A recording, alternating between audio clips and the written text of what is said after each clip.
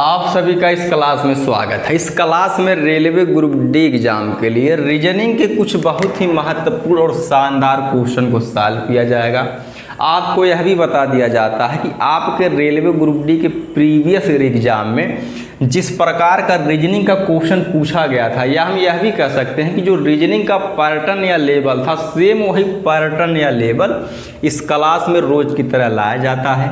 तो ज़्यादा आपका समय न लेते हुए हम आते हैं सीधे अपने क्वेश्चन नंबर फर्स्ट पर। रिक्वेस्ट बस आपसे यही है कि केवल आप लास्ट तक क्लास में बने रहिएगा। तो हम आ जाते हैं आपका समय न लेते हुए सीधे अपने क्वेश्चन नंबर फर्स्ट पे। तो हमारा पहला क्वेश्चन ई बोल रहा है कि ए बी का भाई है, डी सी की माँ है, सी बी की बहन है, तो ए और डी में क्या संबंध है। अब पहली बात तो यह है, यह जो क्वेश्चन लिया गया है ब्लड रिलेशन या रक्त संबंध से। अब एक बात आपको यह बता दिया जाता है, अगर कोई मेल या पुरुष के बारे में अगर बताया जाएगा तो उसको हम डिनोट करेंगे प्लस से, लेकिन अगर फीमेल या महिला के बारे में बताया जाएगा तो उसको भी डिनोट करेंगे माइनस से।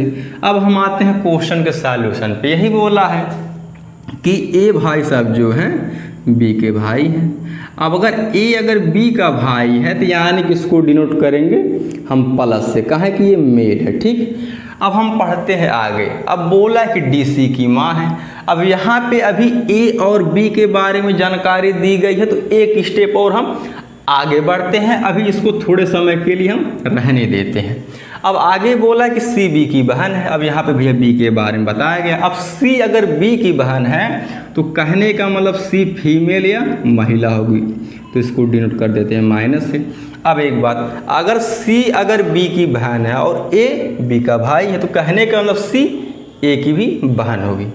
अब बोला कि तो ए और डी में क्या संबंध है। अभी इसको सॉल्व नहीं किया गया तो हम इस पे आ जाते हैं। अब यही बोला कि डी सी की माँ है। अब सी के बारे में यहाँ पे बताया गया है, अगर सी की माँ है तो यानी कि डी महिला होगी, इसको हम डिनोट करेंगे माइनस से। अब अगर सी की माँ है तो भैया कहने का मतलब ये है ना कि इसकी भी माँ होगी, ए की भी और बी की भी। ठीक, अब यही बोला है कि तो ए और डी में क्या संबंध। पहली बात तो यह है, अगर ए और डी का संबंध पूछा है तो भैया ये पुत्र है। अब डी इसकी माँ है, यानी कि पुत्र और माँ का संबंध होगा, जो कि ऑप्शन नंबर हमारे दिया गया है बी में ही। बस रिक्वेस्ट यही है, केवल आप लास्ट तक क्लास में बने रहे और यह क्लास जो आपके एग्जाम तक कंटिन्यू चलेगी। ठीक, अब हम आ जाते हैं अपने नेक्स्ट क्वेश्चन पे। तो जो हमारा नेक्स्ट क्वेश्चन दिया गया है, निम्न में लुप्त संख्या ज्ञात कीजिए। तो कहने का मतलब इस क्वेश्चन का यह है कि यहाँ पे जो प्रश्नवाचक या क्वेश्चन मार्क का जो साइन बना है, यहाँ पे कौन सी संख्या, हम यह भी कह सकते हैं कि मिड या मध्य में कौन सी संख्या आएगी, यही हमको बताना है। तो पहले हम इस पैटर्न को भैया जान लेते हैं। जैसे कि यहाँ पे लिखा गया 645। अब ये 645 भैया कैसे आया है, पहले हम इसको जानते हैं। जैसे कि कहने का मतलब ये जो तीनों संख्या है, यानी कि 36, 16 और 25, अगर हम इसको ध्यान से अगर हम भैया देखेंगे, ये किसी न किसी संख्या का स्क्वायर है।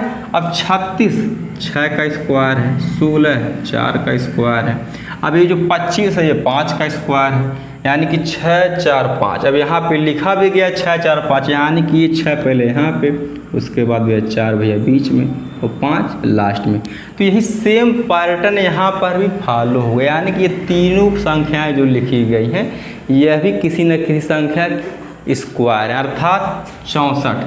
8 का स्क्वायर 64 होता है और 3 का स्क्वायर भैया 9 होता है। 81 लिखा गया, ये भैया 9 का स्क्वायर है।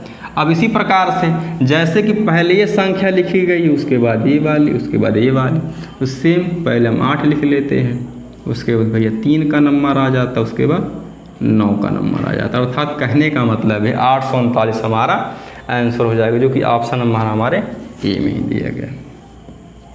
अब हम आ जाते हैं अपने नेक्स्ट क्वेश्चन पे। तो जो हमारा नेक्स्ट क्वेश्चन दिया गया है वो लिया गया है भैया कथन और निष्कर्ष। अब एक बात आप खुद ध्यान दे रहे होंगे कि हर क्लास में एक क्वेश्चन कथन और निष्कर्ष से इसलिए लिया जा रहा है क्योंकि रेलवे ग्रुप डी के प्रीवियस ईयर एग्जाम में हर शिफ्ट में 2 से 3 क्वेश्चन पूछा जा चुका है। तो अगर पूछा जा चुका है तो भैया पूछा जाएगा।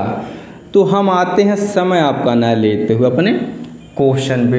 अब हमारा पहला कथन ये बोल रहा है कि कुछ शहर नगर है और दूसरा कथन बोल रहा है कि कुछ गांव शहर हैं।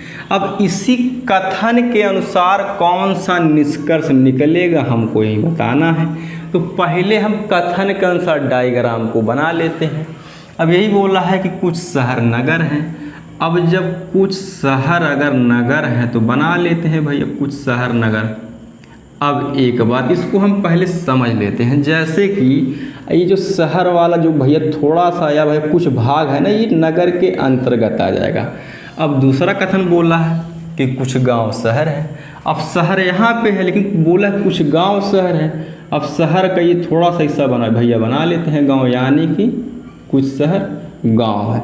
अब ये जो शहर का जो भैया ये थोड़ा सा जो भाग है ये गांव के अंतर्गत आ जाएगा। लेकिन अब हम निष्कर्ष पे आने से पहले इसको हम समझ लेते हैं, जैसे कि अब सपोज दैट इसको हम यह भी कह सकते हैं कि कुछ शहर नगर भी हैं और कुछ शहर गांव भी हैं, या कुछ गांव शहर भी हैं या भाई कुछ नगर शहर भी है। लेकिन गांव और नगर का संबंध 1% नहीं होगा, आप डायग्राम के माध्यम से भी देख सकते हैं। अब हम आ जाते हैं निष्कर्ष पे। अब निष्कर्ष ये बोला है कि कम से कम कुछ गांव नगर हैं। अब कम से कम कुछ गांव नगर हैं तो भैया गांव यहाँ पे है, नगर यहाँ पे है, तो यही बोला गया कि संबंध नहीं बनेगा। तो पहले अब बोला है लेकिन कम से कम कुछ, तो पहले हम दूसरे वाले निष्कर्ष को भी पढ़ लेते हैं। अब दूसरा निष्कर्ष ही बोला है कि कुछ गांव नगर नहीं है।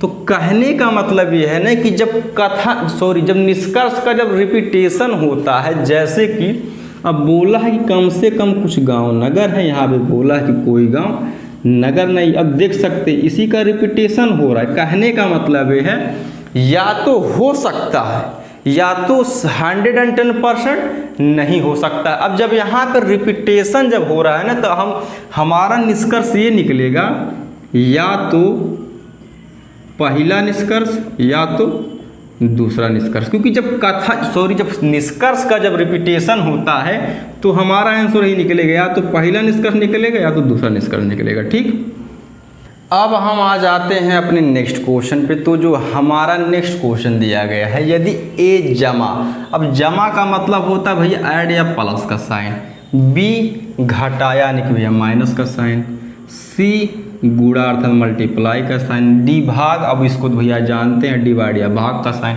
दर्शाता है। तो 4a 3b 3a 2 किसके बराबर है। तो कहने का मतलब ये है कि पहले हम लिख देते हैं 4, उसके बाद 3, उसके बाद भैया फिर 3 और 2। अब जैसे कि 4 और 3 के बीच में a लिखा गया है।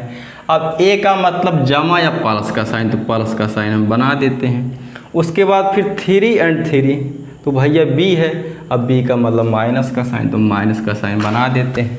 अब 3 या 2 या 3 या 2 के बीच में a लिखा गया है और a का मतलब फिर प्लस है, तो प्लस का साइन बना देते हैं। अब यहाँ पे केवल प्लस है और माइनस है, तो सबसे आसान तरीका इसका यही है कि +3 -3 कट जाएगा, तो 4 और 2 को जोड़ेंगे तो आ जाएगा 6, जो कि ऑप्शन नंबर हमारे सी में दिया गया है। अब हम आ जाते हैं अपने नेक्स्ट क्वेश्चन पे। तो जो हमारा नेक्स्ट क्वेश्चन दिया गया है, दिए गए अक्षर समूह द्वारा कौन सा अर्थपूर्ण शब्द बन सकता है। जैसे कि यहाँ पे लिखा है AUBEYT। अब इससे हमको एक मीनिंगफुल या भैया अर्थपूर्ण शब्द बनाना है जिसका एक मीनिंग या अर्थ निकले। तो कहने का मतलब अगर हम सपोज ऑप्शन ए पे आ जाते हैं तो ए वाला ऑप्शन वैसे भी नहीं बनेगा, भले ही इसका एक मीनिंगफुल अर्थ निकल रहा है, क्योंकि इसमें कहीं ओ है या नहीं है। अब यहाँ पे ओ दे दिया है। कहने का मतलब है अगर मीनिंगफुल बने तो भैया इन्हीं 1 2 3 4 5 6 शब्दों से बनना चाहिए। तो बनेगा भैया ब्यूटी। अब ब्यूटी मीन्स होता है सुंदरता, यानी कि बी वाला ऑप्शन हमारा सही हो जाएगा। इस क्लास का यह लास्ट क्वेश्चन है। आपसे अगर रिक्वेस्ट है कम से कम क्लास को लाइक शेयर एंड सब्सक्राइब करते रहिए, बाकी कमेंट करके बताइए क्लास कैसे लगी। धन्यवाद।